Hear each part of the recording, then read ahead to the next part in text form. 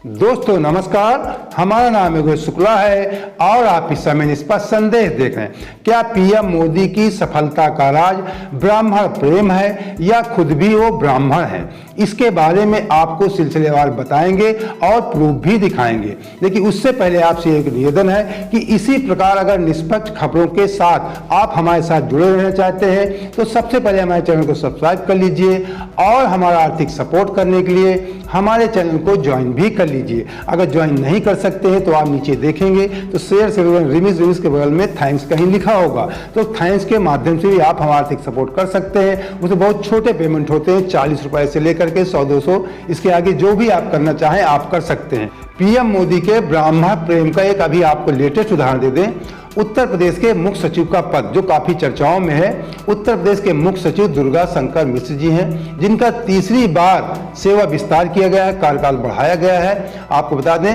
30 दिसंबर 2021 को इनके रिटायरमेंट से पहले, इनकी सेवानिवृत्ति से पहले ही इनको 1 साल का सेवा विस्तार कर दिया गया था।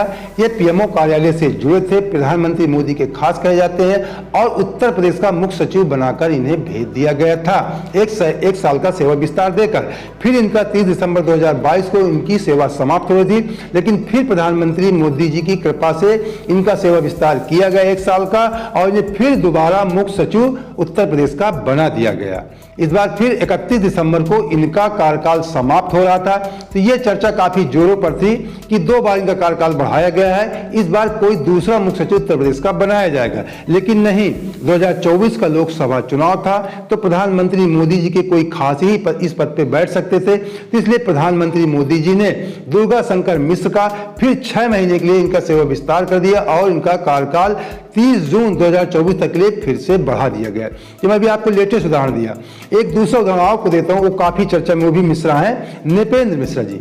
शायद आपको याद भी हो, जब पहली बार उत्तर प्रदेश में योगी जी की सरकार बनी थी तो ये काफी चर्चाओं में था मामला कि योगी जी तो मुख्यमंत्री नाम के हैं, लेकिन एक देखरेख के लिए प्रधानमंत्री कार्यालय से नृपेंद्र मिश्रा जी को बैठा दिया गया है इनकी देखरेख करने के लिए।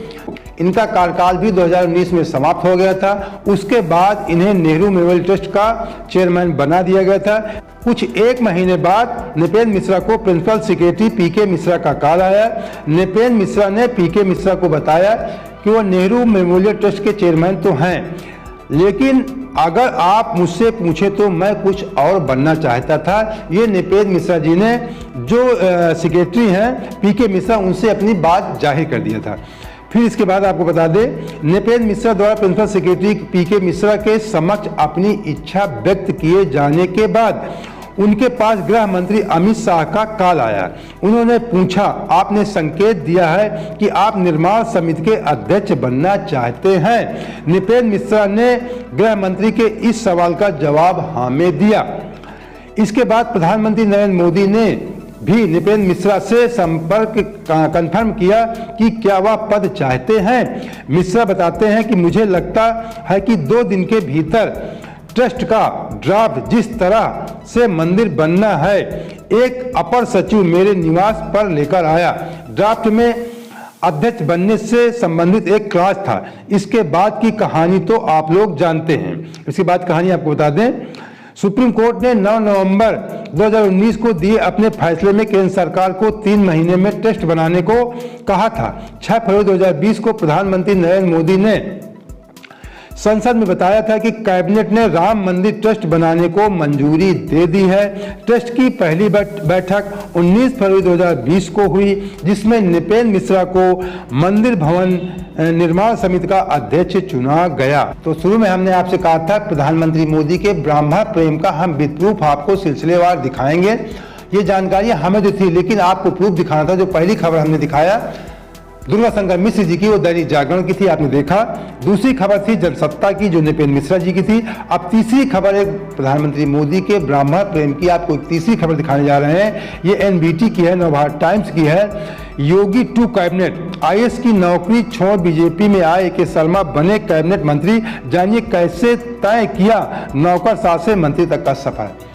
अब आपको याद दिला दें, जब 2022 में उत्तर प्रदेश विधानसभा के चुनाव होने थे तो उसके ठीक पहले 2021 में गुजरात कैडर के आईएएस अधिकारी AK शर्मा जी को BRS दिला करके उत्तर प्रदेश की बीजेपी की सदस्यता दिलाई गई थी। तब ये चर्चा काफ़ी जोरों पर गर्म थी कि क्या इन्हें उत्तर प्रदेश का मुख्यमंत्री मोदी जी बनाएंगे या उप मुख्यमंत्री भी बना सकते हैं, ऐसी चर्चाएं थीं। नरेंद्र मोदी के प्रधानमंत्री बनने के बाद AK शर्मा PMO में कार्यरत हो गए।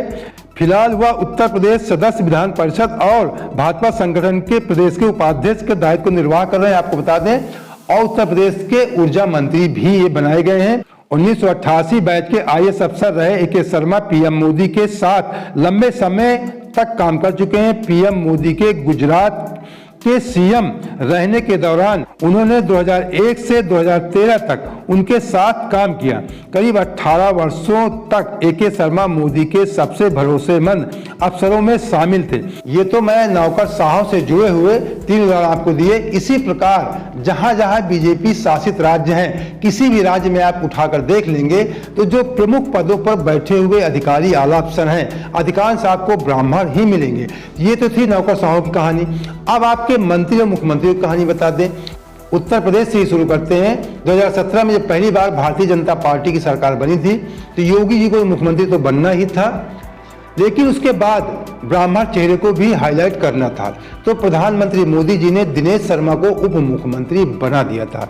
और दूसरी बार जब 2022 में 17 के बाद जब 22 में दूसरी बार भारतीय जनता पार्टी की सरकार बनी तो योगी जी के चेहरे पर चुनाव लड़ा गया, तो योगी जी को मुख्यमंत्री बनना था, क्योंकि योगी जी भारतीय जनता पार्टी और RSS के काफ़ी सशक्त उम्मीदवार हैं। कोई ऐसे नहीं है कि इनको हटाया जा सके, तो आपको बता दें। लेकिन फिर भी यहाँ ब्राह्मण चेहरे को फिर हाईलाइट करना था। तो इस बार दिनेश शर्मा को तो उप मुख्यमंत्री नहीं बनाया गया, लेकिन प्रधानमंत्री मोदी जी के ब्राह्मण प्रेम दिखाने के लिए ब्रजेश पाठक को उप मुख्यमंत्री बना दिया गया। और अभी जो 5 राज्यों के चुनाव हुए थे, आपको बता दें, जिनमें 3 राज्यों में भारतीय जनता पार्टी ने अच्छी जीत हासिल किया, राजस्थान, छत्तीसगढ़ और मध्य प्रदेश में। यहाँ पर भी आप देखेंगे कि कहीं मुख्यमंत्री बनाया गया ब्राह्मण को, कहीं मुख्यमंत्री बनाया गया। राजस्थान में भजनलाल शर्मा जो एक ब्राह्मण है उनको मुख्यमंत्री बनाया गया। मध्य प्रदेश में एक ब्राह्मण को उप मुख्यमंत्री बनाया गया। तो इस प्रकार प्रधानमंत्री मोदी जी का ब्राह्मण प्रेम मैंने नौकरशाहों में बताया आपको और राजनीति में भी बताया। तो इस प्रकार हमने प्रधानमंत्री का नौकरशाहों के प्रति ब्राह्मण प्रेम आपको बताया, दूसरी तरफ राजनीति में भी बताया, और तीसरी तरफ आपको बता दें कि राहुल गांधी अक्सर आरोप लगाया करते हैं कि प्रधानमंत्री मोदी जी यानी भारतीय जनता पार्टी उच्च वर्गों का ज्यादा सपोर्ट करती है। इसका राहुल गांधी ने मुद्दा भी उठाया था अभी विधानसभा चुनाव में, जब 5 राज्यों के चुनाव हुए थे। राहुल गांधी चिल्ला कर कहते थे कि यहाँ दिल्ली में मैं देख रहा हूँ जो प्रमुख पदों पर बैठे हुए 90 सचिव हैं, उनमें से केवल 3 OBC के चेहरे हैं। तो आप ये मान सकते हैं कि अधिकांश ऊंची कास्ट के चेहरे हैं। उनके कहने का तात्पर्य यही था। अब ऊंची कास्ट का मतलब आप समझ लीजिए कि ज्यादातर ब्राह्मण ही होते हैं। मैं आपको एक जानकारी दे दूं, आप एक उदाहरण दे दूं, कहीं पर आप उठा कर दे सकते हैं। अगर अपर कास्ट के कहीं पर लोग हैं, लोग राजनीति के हिसाब से जात का नाम नहीं लेते, कहते हैं अपर कास्ट के लोग हैं, ऊंची जात के लोग, ऐसा लोग कह देते हैं। लेकिन जहां पर भी ऊंची जात के लोग किसी पद पे, राजनीति में या नौकरशाही में कहीं पर भी होंगे, तो आप ये देख सकते हैं कि 60 से 70%, कहीं कहीं पे 80-90% भी हो जाते हैं, ब्राह्मण ही होते हैं। मतलब नौकरियों में आरक्षण लगाने के बाद भी 50% जो पद निकल जाते, शेष जो पद बचते हैं, आप देखते होंगे कि अधिकांश उसमें से जो 50% पद बचते हैं उसमें से 70-80% ब्राह्मण ही हो जाते हैं। मतलब 60-50% के ऊपर ही रहते हैं, 60 के ऊपर ही रहते हैं। मतलब 50 सीटें निकलने के बाद जो 50 सीटें बचती हैं उसका 70-80% मान लीजिए ये ब्राह्मण ही होते हैं। किसी भी नौकरियों को आप उठाकर देख सकते हैं। तो इसको आप ये भी कह सकते हैं कि ब्राह्मण प्रेम कह सकते हैं, या ये कह सकते हैं कि मोदी जी टैलेंट की कद्र करते हैं, योग्य व्यक्तियों को उनका स्थान उनको देते हैं। और अभी आपने मैंने कुछ दिन पहले उदाहरण आपको दे दूं, उत्तर प्रदेश में PCS रैंक की भर्ती निकली थी, जिसमें से लगभग 700 भर्तियां थी। बताते हैं कि लगभग आधे के आसपास, 350 से कुछ कम, लगभग केवल ब्राह्मण हुए थे। इसे आप मोदी जी का ब्राह्मण प्रेम न कहकर ये भी कह सकते हैं कि मोदी जी टैलेंट के आधार पर लोगों का चयन करते हैं, जो जिस लायक है उसका चयन करते हैं। अब ये एक संयोग कह सकते हैं कि उसमें ब्राह्मणों की संख्या ज्यादा हो सकती है। और एक मैं आपको उदाहरण दे दूं, जब बीजेपी सरकार जब दूसरी बार प्रधानमंत्री मोदी जी बने प्रधानमंत्री, तो उसके बाद 10% सवर्णों के लिए आरक्षण की भी व्यवस्था किया। अब सवर्णों के लिए आरक्षण की व्यवस्था किया, इसको आप ये कह सकते हैं कि मोदी जी सभी जातियों को साधने का प्रयास करते हैं। खुद अपने आप को ओबीसी बताकर ओबीसी का भी वोट लेते हैं, उधर सवर्णों को भी साधने का प्रयास करते हैं। अब वो अलग बात है कि सवर्णों में ब्राह्मण समुदाय ज्यादा आ जाता है सामने। अभी जो मोदी जी ने 10% सवर्णों को आरक्षण दिया, इसमें भी अधिकांश लाभ ब्राह्मण के बच्चों को ही मिलेगा, क्योंकि सरकारी नौकरियों में ब्राह्मण के बच्चे ज्यादा बढ़ चढ़ कर हिस्सा लेते हैं और नौकरी को ज्यादा लालायित भी रहती है, उनकी जिज्ञासा भी रहती है और टैलेंट के आधार पर ज्यादा मात्रा में चयन भी होते हैं। तो कहीं ना कहीं ब्राह्मण बच्चों का भला इसमें होगा। निश्चित तौर पर इसे आप मोदी जी का ब्राह्मण प्रेम कह सकते हैं या ये कह सकते हैं कि वो सबका साथ सबका विकास करना चाहते हैं। जिस समय तमाम राजनीतिक पार्टियां जात का मुद्दा उठाती, लेकिन मोदी जी कहते हैं कि हमारे देश में केवल 2 जातियां हैं, अमीर और गरीब। ये बात वो कह रहे हैं, गरीब किसान और महिला पुरुष, वो कह रहे हैं केवल 4 जातियां हमारे देश में हैं। जबकि राजनीतिक पार्टियां आरोप लगाती हैं कि अपने आप को पिछड़ा कहा करते हैं। तो ये मोदी जी की खासियत है कि समय समय पे वो राजनीति या समय की नज़ाकत देख करके अपना भाषण दे देते हैं। जब कहीं बैकवर्ड का मामला आता है, अपने आप को बैकवर्ड बता देते हैं कि मैं बैकवर्ड हूँ, छोटी जाति का हूँ, इसलिए मेरी खिल्ली उड़ाई जाती है, मुझे गालियाँ दी जाती हैं, ऐसी बात करके बैकवर्ड का बिलाप देते हैं। लेकिन कहीं ना कहीं ऊंची जात का भी वो सपोर्ट करते हैं, उनका भी ख्याल रखते हैं। ब्राह्मण प्रेम का कुछ भी कहें अलग हो सकता है। अब मैं आपको एक बहुत महत्वपूर्ण बात बताने जा रहा हूँ, जिसे सुनकर आप चौंक जाएंगे। ये खबर आज तक की है। इसमें गुजरात विधानसभा के स्पीकर ने अभी कुछ दिन पहले कहा था, राजेंद्र त्रिवेदी जी ने कहा था। अब देखिए, गुजरात विधानसभा के स्पीकर भी राजेंद्र त्रिवेदी जी हैं। कहीं ना कहीं हर जगह ब्राह्मण प्रेम झलकता है मोदी जी का। उन्होंने कहा कि अंबेडकर भी ब्राह्मण थे, पीएम मोदी भी ब्राह्मण है। गुजरात विधानसभा के स्पीकर ने कहा, राजेंद्र त्रिवेदी ने प्रधानमंत्री नरेंद्र मोदी और संविधान निर्माता डॉक्टर BR अम्बेडकर को ब्राह्मण कहा। इसके साथ ही उन्होंने कहा कि कृष्ण भगवान ओबीसी थे, जिन्हें ऋषि संदीपनी ने भगवान बनाया था। राजेंद्र त्रिवेदी ने कहा कि मैं हमेशा से कहता हूं कि ब्राह्मणों ने ही भगवान बनाए। भगवान राम एक क्षत्रिय थे, लेकिन ऋषि मुनियों ने उन्हें भगवान बनाया। गोकुल के चरवाहे को हम ओबीसी कहेंगे, उस ओबीसी को भगवान किसने बनाया? संदीपनी ऋषि ने एक ब्राह्मण ने। भगवान व्यास एक मत्स्य कन्या के बेटे थे और उन्हें भी ब्राह्मणों ने ही भगवान बनाया। इस मौके पर गुजरात सीएम विजय रूपाणी, जब विजय रूपाणी सीएम थे, विजय रूपाणी और डिप्टी सीएम नितिन पटेल भी मौजूद थे। इस दौरान त्रिवेदी ने अर्थशास्त्र के लेखक और चंद्रगुप्त मौर्य चाणक्य का भी जिक्र किया। उन्होंने कहा कि अगर चाणक्य चाहते तो खुद राजा बन सकते थे, लेकिन ब्राह्मण कभी सत्ता का भूखा नहीं होता। उन्होंने कहा कि ब्राह्मण हमेशा पूरे समाज की भलाई के बारे में सोचता है। अब मोदी जी ब्राह्मण थे कि नहीं थे, अमित ब्राह्मण थे, इस विवाद पे हम नहीं जाएंगे। लेकिन राजनीतिक पार्टियां भी मोदी जी पे ऊंची जात के प्रेम का आरोप लगाती हैं। अभी आपने देखा था जब 5 राज्यों के विधानसभा चुनाव हो रहे थे, तो राहुल गांधी चिल्ला चिल्ला कर कह रहे थे कि दिल्ली में बैठे जो सचिवालयों में प्रमुख सचिव हैं 90, उन्होंने कहा 90 संख्या बताई, उसमें से केवल उन्होंने कहा कि मैंने जब देखा उसमें केवल 3 ओबीसी समाज के थे, पिछड़ी जात के थे। उनके कहने का तात्पर्य था कि अधिकांश सचिव जो हैं ऊंची जात के ही बैठाए जाते हैं। राहुल गांधी कह रहे हैं कि जब हमारी सरकार आएगी तो हम जातीय जनगणना करवाएंगे। ऐसी बातें राहुल गांधी ये मुद्दा बनाने का प्रयास कर रहे थे 5 राज्यों के चुनाव में, लेकिन ये मुद्दा नहीं बन पाया था। अब ऊंची जात के लोग दिल्ली सचिवालय में भी बैठे हैं। ये हम नहीं कहेंगे, राहुल गांधी ने कहा कि ओबीसी ऐसे समाज के लोगों को उनके आबादी के हिसाब से हिस्सेदारी नहीं मिलती है। जब हमारी सरकार आएगी तो हम कास्ट सेंसस कराएंगे, जातीय जनगणना करवाएंगे, उसके आधार से सभी जाति के लोगों को हिस्सेदारी दी जाएगी। वो कहते थे केवल 3 लोग जो देश का बजट बनता है उसमें केवल ओबीसी समाज के 3 लोगों की हिस्सेदारी है और दिल्ली से पूरा बजट बनता है। तो आप ये कह सकते हैं कि मोदी जी टैलेंट के आधार पे, अब यहाँ पे जात की बात नहीं होगी। जब राहुल गांधी ऐसी बातें कर रहे थे तब मोदी जी ने राहुल की बातों को काउंटर करते हुए जवाब दिया था कि कुछ लोग देश को जात के नाम से बांटने का प्रयास कर रहे हैं। देश में केवल गरीब, किसान और महिला पुरुष की जाति है, ये मोदी जी ने कहा था।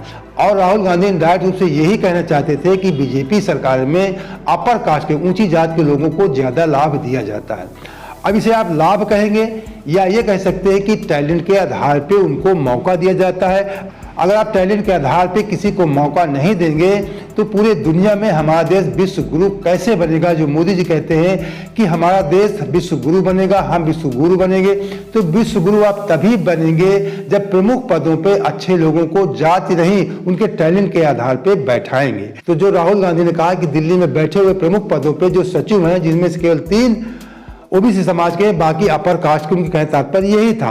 तो अपर कास्ट का मतलब आप समझ सकते हैं कि उसमें ज्यादातर ब्राह्मण ही रहे होंगे।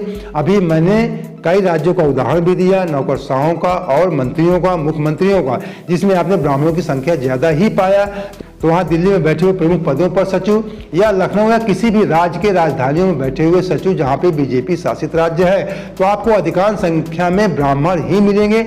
इसे आप मोदी जी का ब्राह्मण प्रेम नहीं कह सकते, ये कह सकते हैं कि मोदी जी टैलेंट के आधार पे, वो एक संयोग हो सकता है कि ब्राह्मण उनको ज़्यादा अच्छे लगते हैं, ज़्यादा उनको टैलेंटेड मिलते हैं, इसलिए अपने साथ उनको जोड़ लेते हैं।